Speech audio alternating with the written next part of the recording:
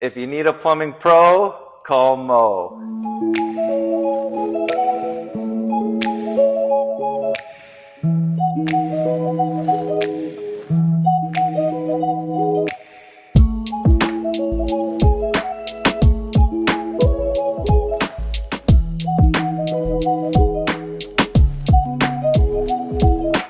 Today I'm here with Soroosh, the owner of Mo's Plumbing, and we're just going to jump right into it. Soroosh, why don't you share with us how this all started, my friend? Yeah, first of all, I appreciate you having me here. Thank you. I, I I appreciate you. appreciate you taking the time for being here.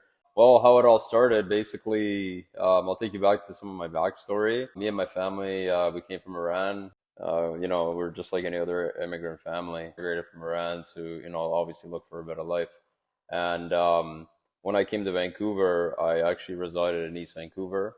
And, that definitely we were in a family, we were in a family full of poverty. If I take you back to the story of where we came from Iran, it's pretty wild. My dad was a political prisoner in Iran during the revolution. Wow. Yeah, and then he actually spent 5 years in jail. Really? Yeah, That's wild. yeah. It's very wild actually. And it's crazy because like if you're in Canada and you do some kind of crime, you get 5 years for that. But to just have freedom of speech in a different country Yeah, yeah. and to get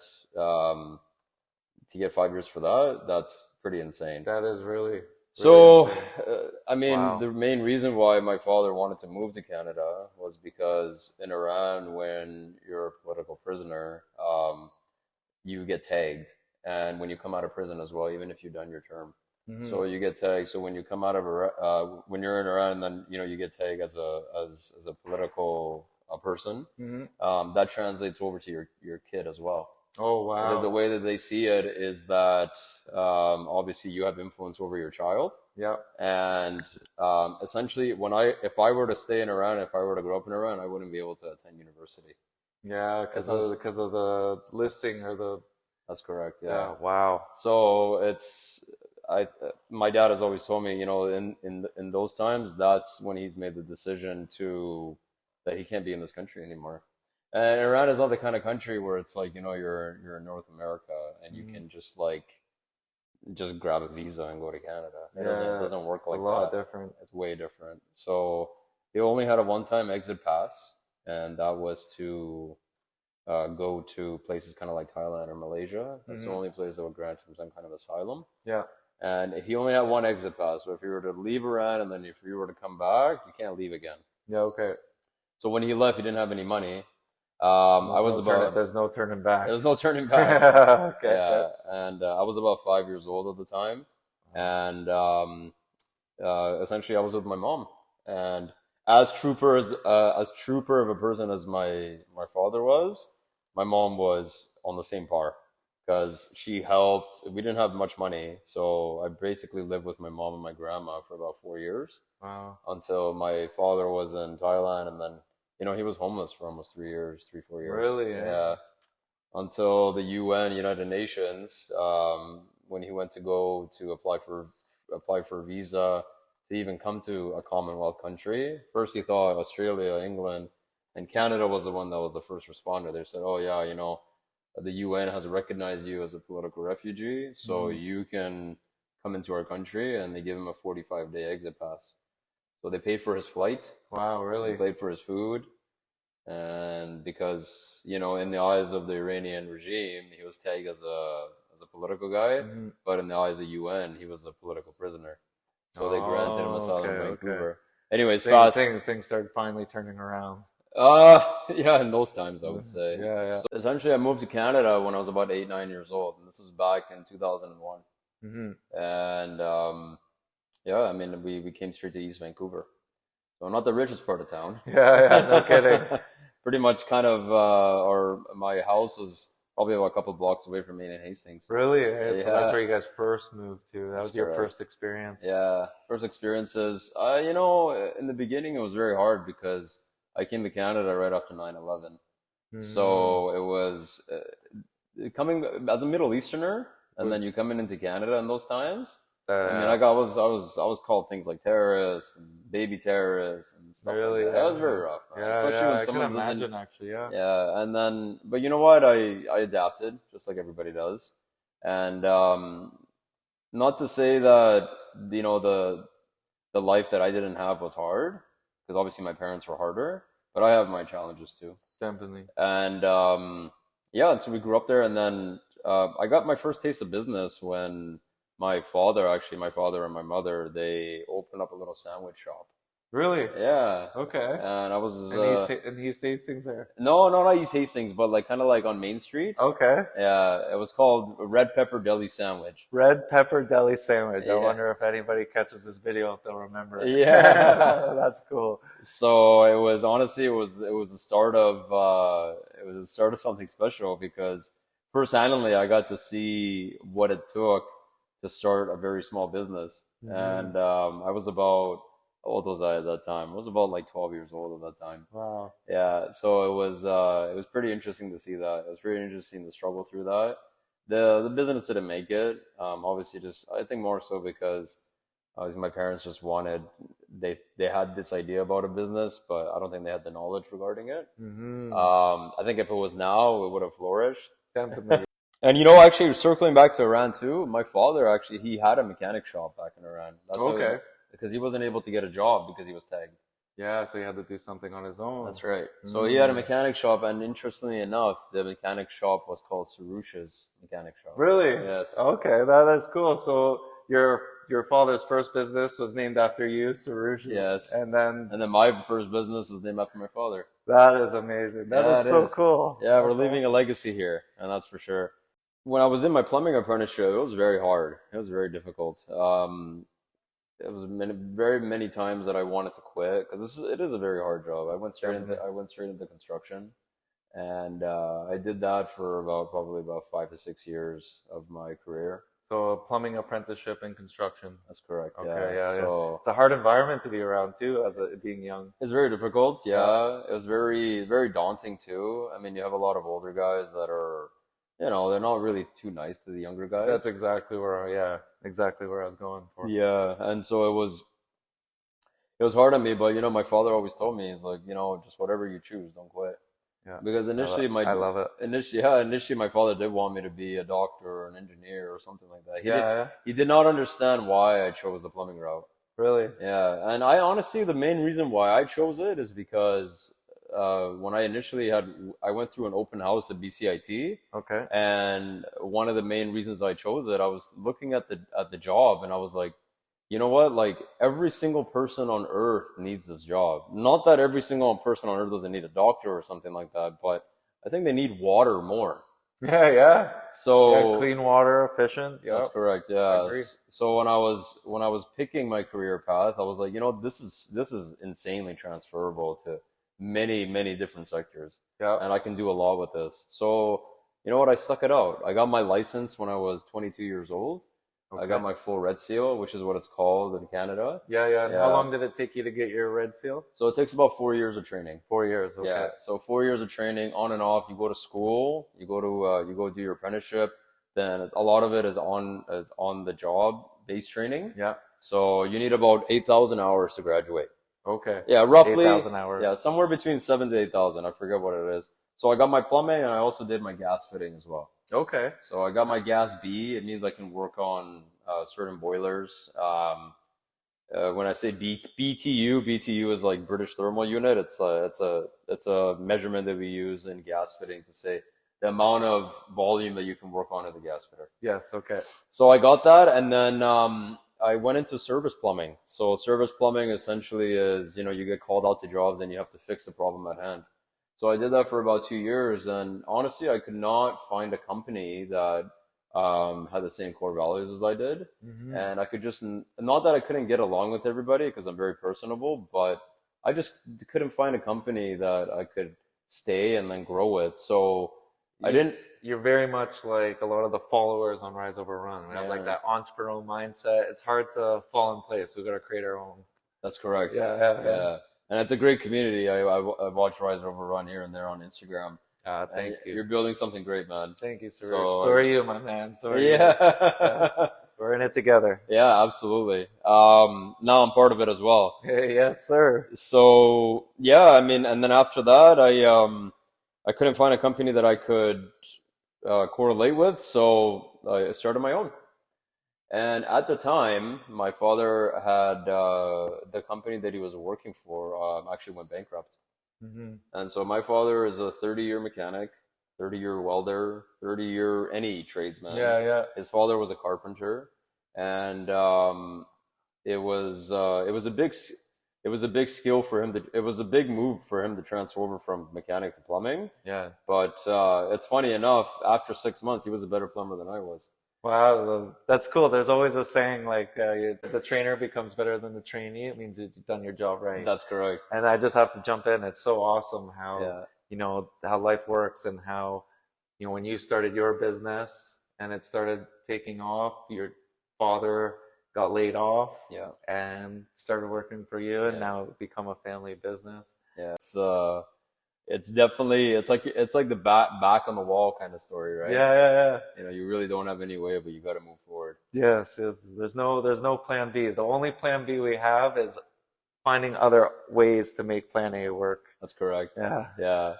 And yeah, and then we started the company together, and initially I had called the company Blue Tech.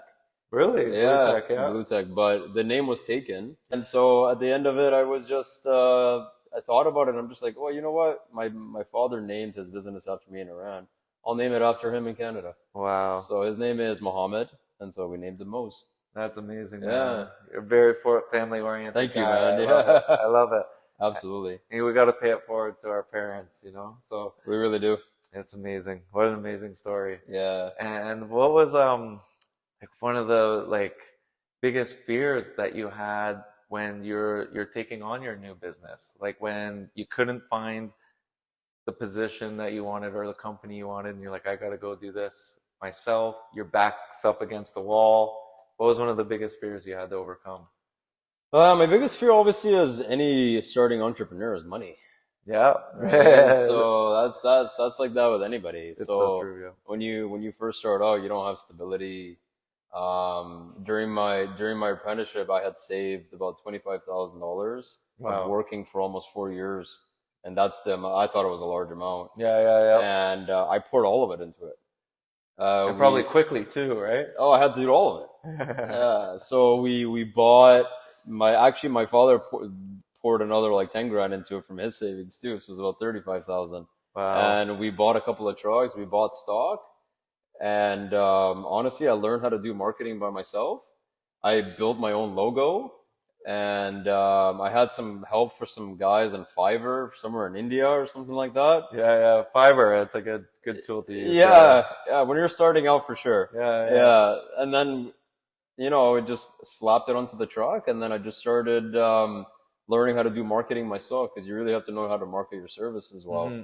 So we started doing that, and we started providing very high quality service to clients that they weren't getting from the plumbers in the area. That's amazing. Make yourself stand out. That's right. So if I were to ask you what makes yourself stand out, it's the high quality service you guys provide. High quality service, we sell an experience. It's what I always, especially in the plumbing field, because nobody really knows anything about plumbing when they call in a plumber, and they're always in the worrisome, and they're always worried about what's going to happen. Yeah. It's like going to a mechanic. You don't know anything about cars.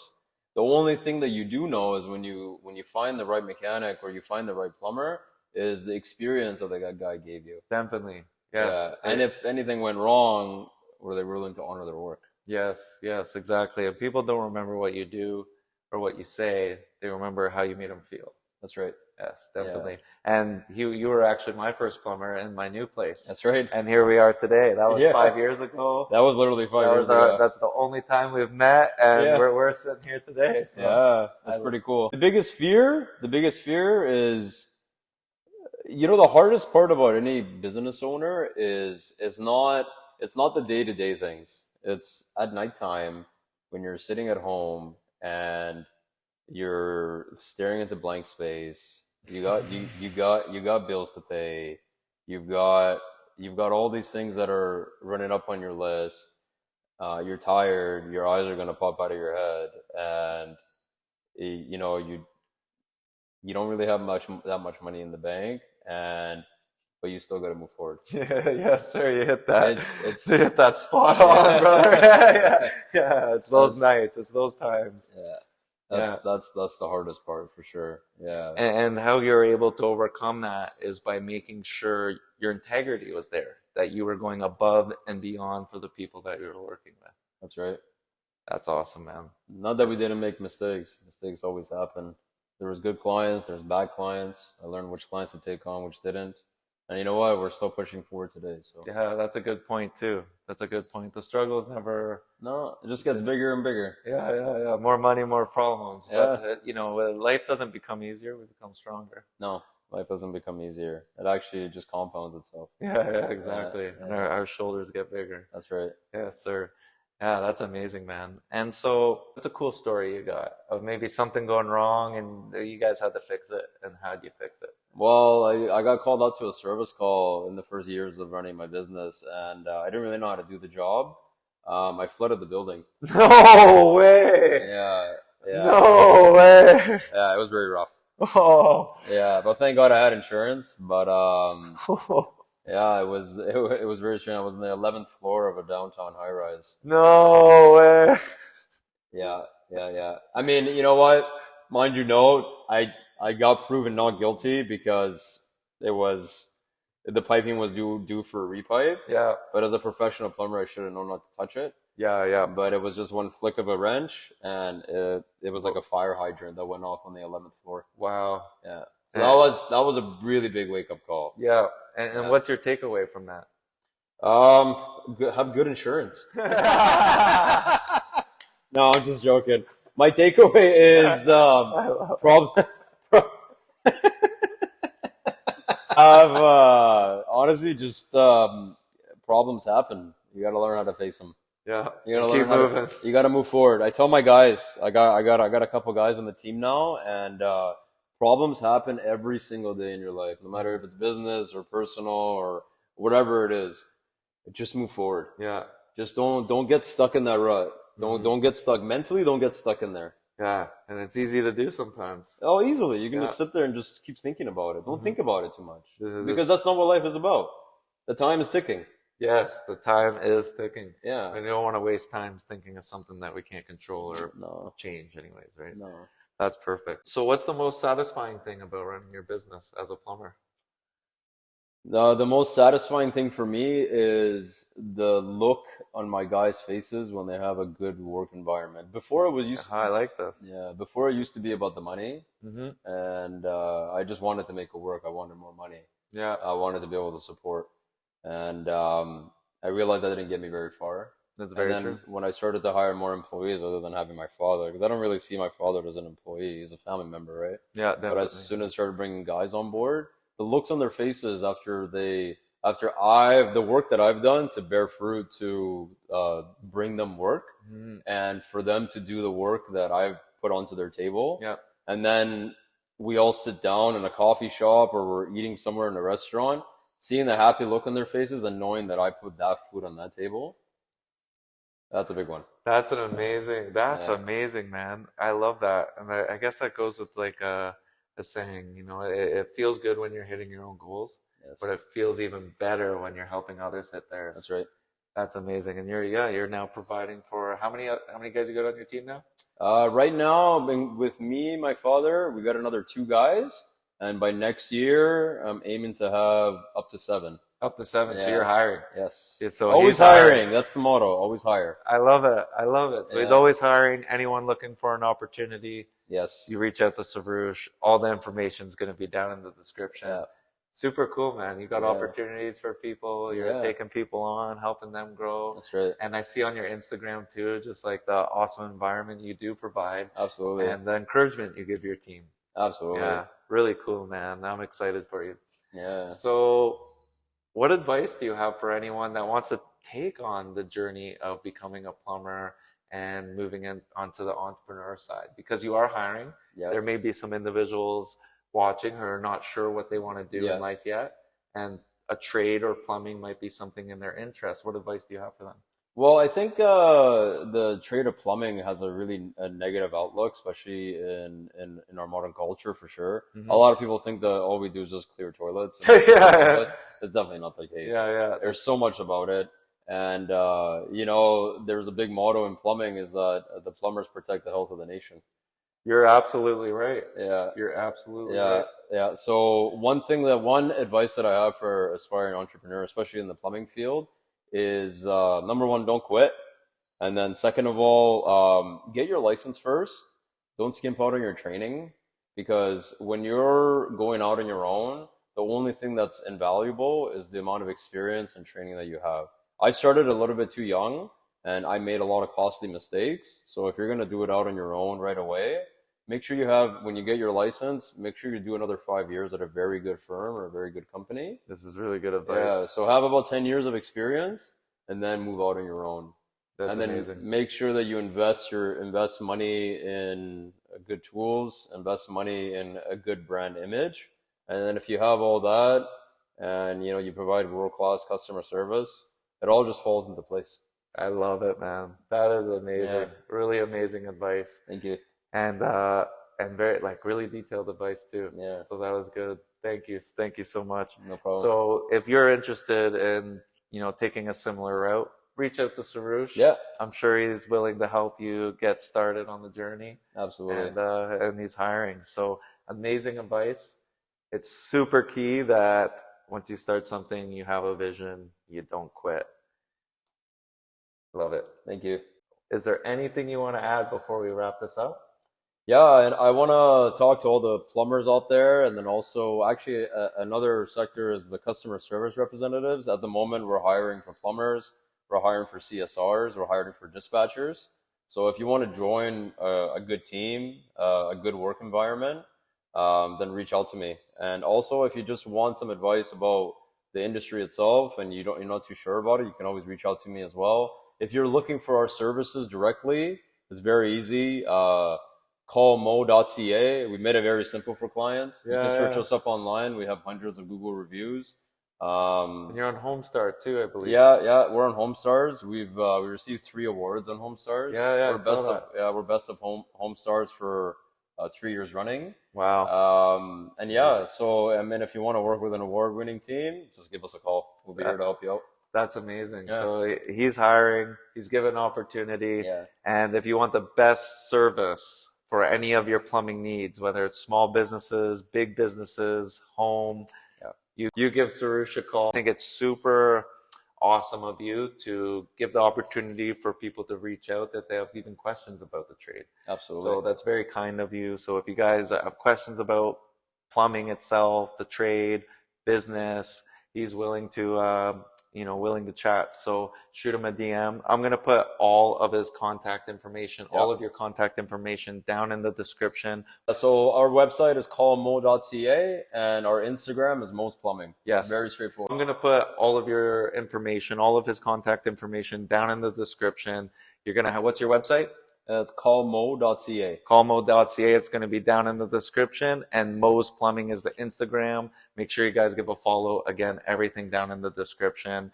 And he's willing to help you out, whether you need the services or you need a job or you have questions. So Yeah. that's amazing of you, Soroosh. Thank you so much. Thank you. Yeah. And this was an amazing interview. I'm sure everyone's going to enjoy it. Yeah, I hope so. And Yeah. this is an amazing guy. So if you're interested in the Rise Over Run community, it's definitely very good. It's very eye opening. So I really appreciate that, yeah. man. God bless you. Yeah, Thank you too, brother. Let's wrap it up. Yeah.